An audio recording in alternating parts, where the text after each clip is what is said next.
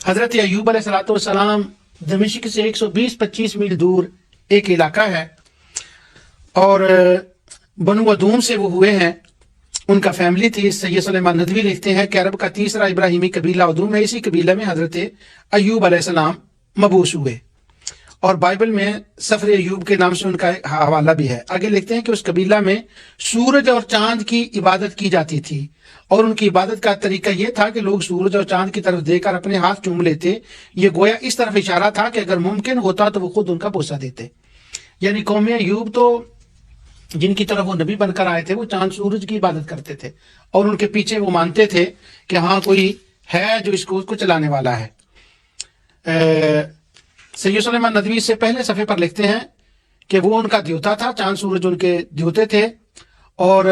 وہ یہ مانتے تھے کہ آفتاب کے متعلق ان کا یہ خیال تھا کہ یہ ایک دیوتا ہے کہ گاڑی پر سوار ہے،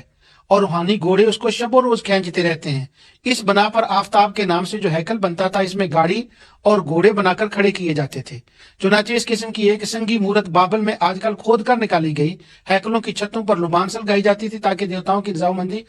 خوشبو تمام آبادی میں پھیل جائے۔ یہ انہوں نے مختلف نیچے انگریزوں کے حوالے دیے جنہوں نے